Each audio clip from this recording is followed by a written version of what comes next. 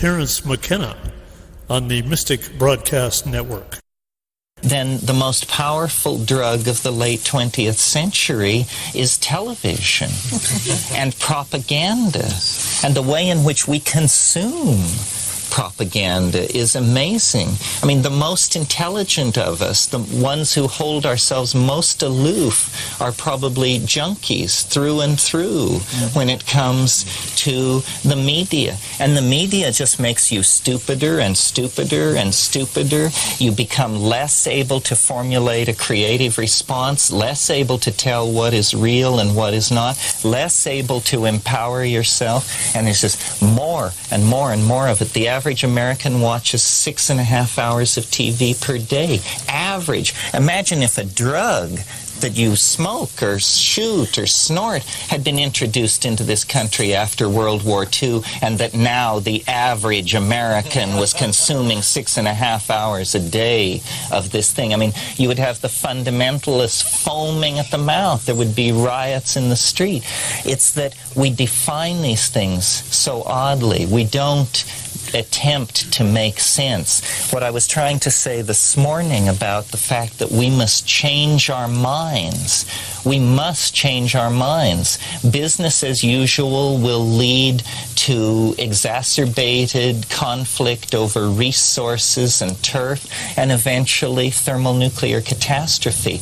If the evolution of consciousness is not the way to solve the world's problems, then I don't know what it is. Well, the psychedelics were originally described as consciousness-expanding drugs. That was the phenomenological description of what they were. We need to intervene in our own psyches. We cannot afford the luxury of an unconscious mind that can throw up a Hitler or a Khomeini. We cannot afford the unexamined obsessive behavior pattern that leads us into a conditioned response when somebody leans on our territory or insults our racial heritage or something like that. We have to realize that it is going to take creative intellectual engineering to steer us through the narrow valley of being. And it's always been that way. This is what shamanism is using plants to balance and control what is otherwise an extremely violence-prone, neurotic species. The price we pay when the symbiotic relationship to the rest of nature is interrupted, we lose our bearings. I'm not talking metaphorically. I don't mean about sniffing the air and making medicine wheels. I mean about putting the chemicals, the enzymes from the natural environment into your body that create the seamless web that unites us to the purpose of the planet.